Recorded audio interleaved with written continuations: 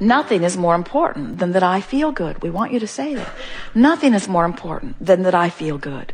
And while I can't feel joyful about working someplace that I don't want to work, with people that aren't very nice to me, making less money than I really deserve, it's hard to feel joyful about that, but I could feel more hopeful than I do, and I could stop beating the drum of complaint. I could stop going to those meetings where people are making the worst of things instead of the best of things. I could stop joining those groups of activation and watching those television programs that just stir me up and make me so mad I could spit nails. In other words, I can do something about the way I feel. We want you all to come to the place where it matters to you more about how you feel than all of the things put together, because how you feel is everything. How you feel is your management of your vibrational relationship between you and you.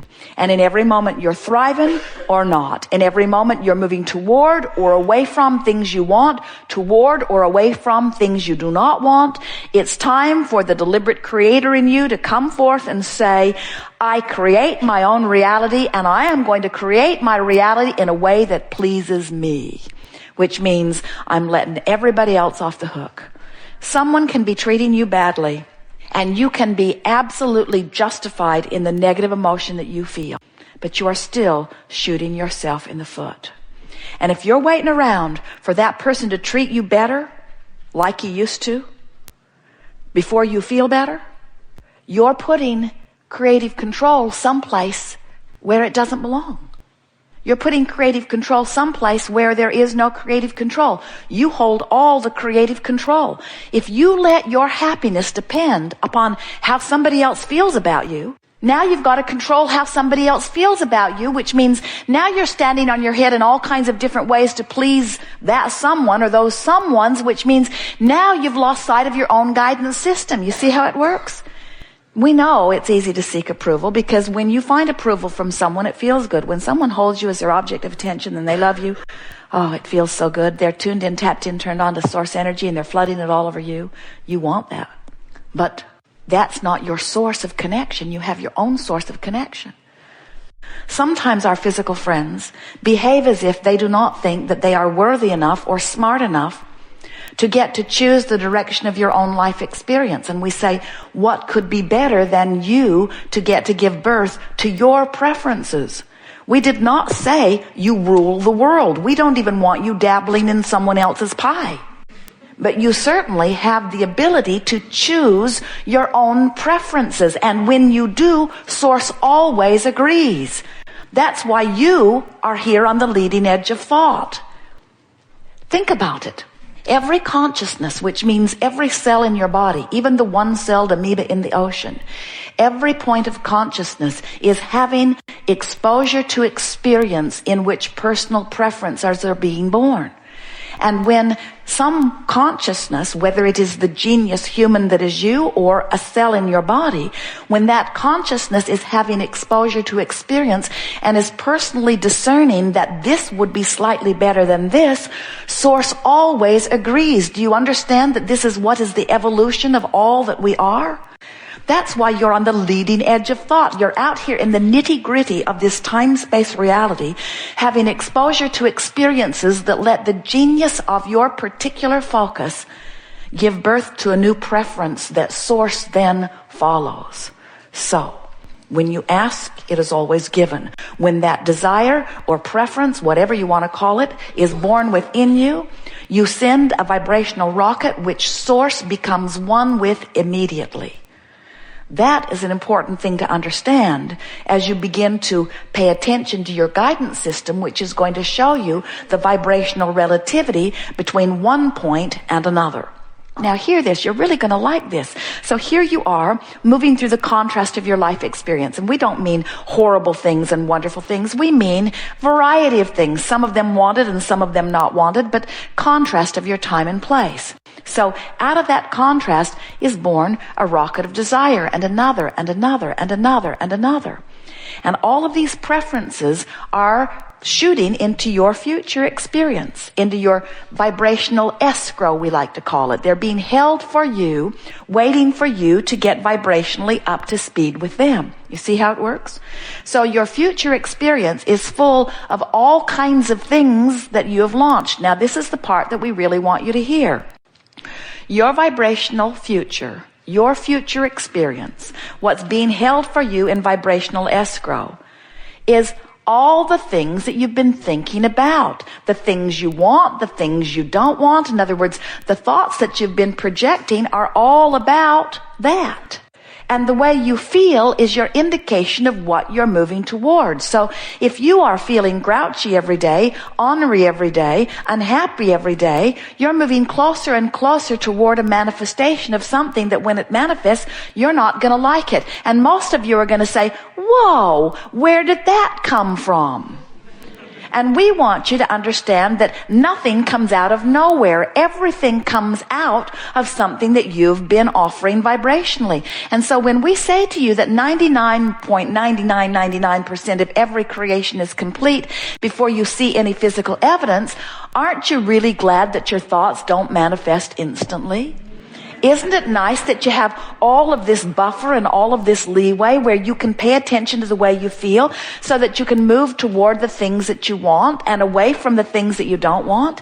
Isn't it nice to know that that thought of ornery is leading you toward more trouble in your life? That thought of overwhelmment, that thought of not being respected, that thought of you're not being treated well, those thoughts are thoughts that are causing vibrational activation within you that's going to cause a manifestation that when it gets there, you're not going to like it. Your lover doesn't leave you overnight. Your lover leaves you over a long period of time as your relationship disintegrates by one ugly remark after another, whether you're saying it out loud or whether you're just playing it over in your mind.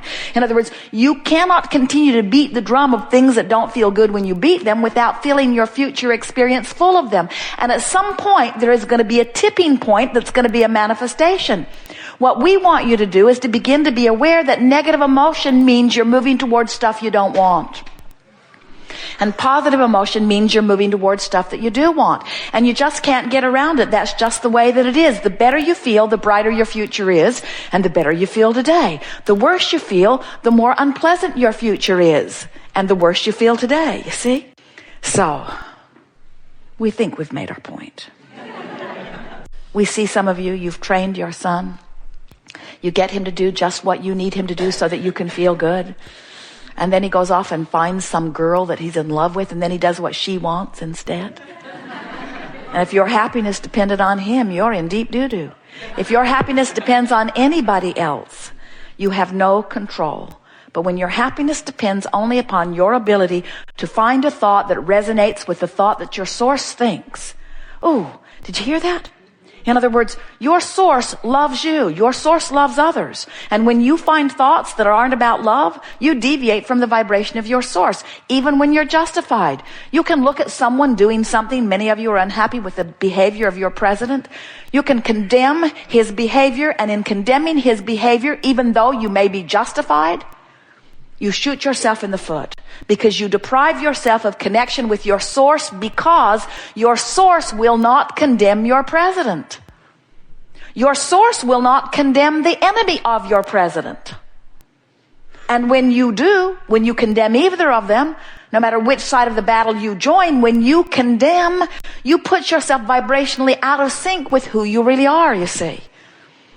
So it's going to take some practice, we know. You're going to have to let loose of a whole lot of beliefs that are not serving you. And little by little, you will find vibrational alignment with those that do serve you. And the beliefs that serve you go like this. You are creator, you are source, you are here in physical bodies, and all is well with you. And you are the creator of your own reality, and you are not in jeopardy.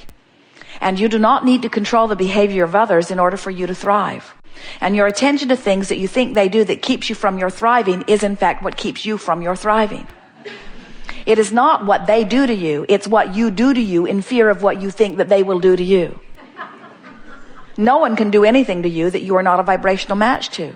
And as you push against the things that you think that they're going to do to you, you become a vibrational match to things that are not thriving. And so as you are a vibrational match to things that are not thriving, then you blame them for doing those things to you, but no one has ever been able to do anything to you.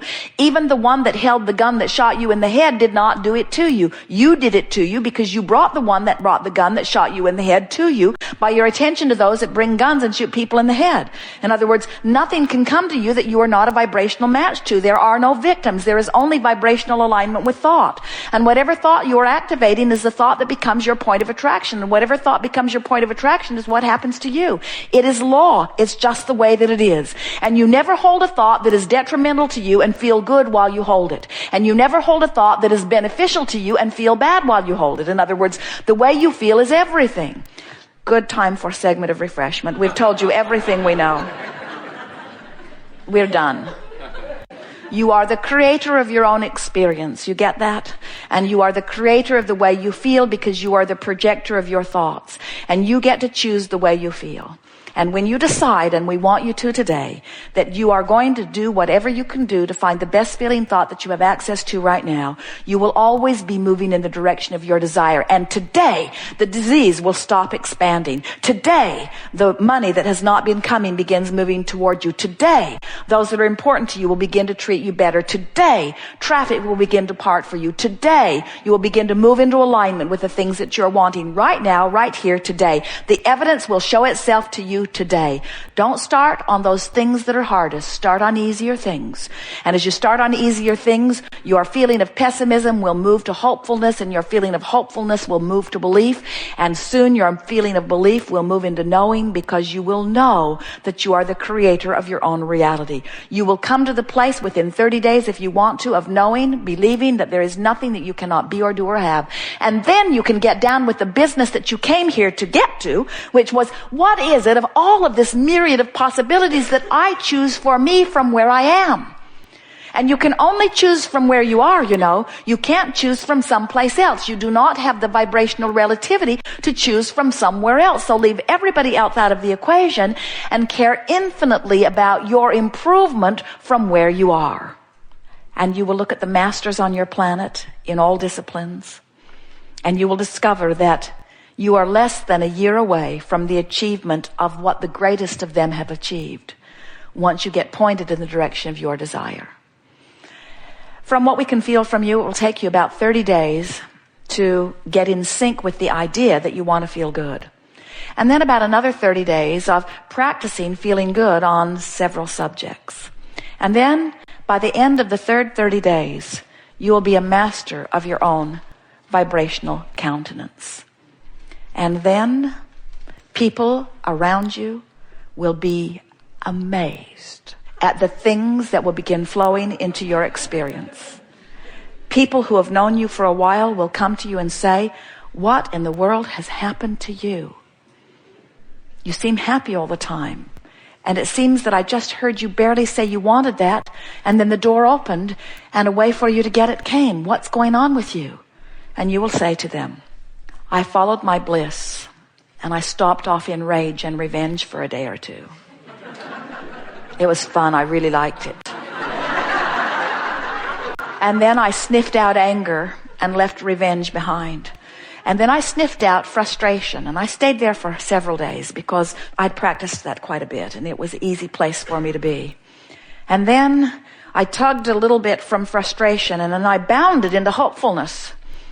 And then once I reached to hopefulness, avalanches of things began happening. It was like stuff was piled up outside my door for years. It began to come in.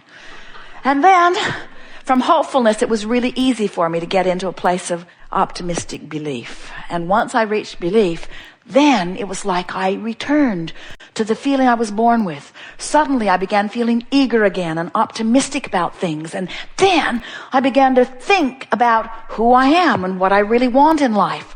I began to dream bigger. I began to resurrect things that I remembered wanting when I was a teenager. I began to make lists of things that I began wanting. I began to breathe deeper and feel more expansively. And then, I gotta tell you, truly incredible things began happening to me. From what seemed like out of nowhere, amazing things happened that 90 days ago, I couldn't even imagine. And today, they feel like the next logical step. And that's the most important thing, friends. As you start moving up the emotional scale, only the thing that feels like the next logical step can come. If it feels too amazing, too good to be true, it is. It can't happen for you. But when it starts feeling normal, and how do you start making amazing things feel normal? You'll work your way up to them. You start practicing the feeling of the amazing things until you just begin expecting amazing things.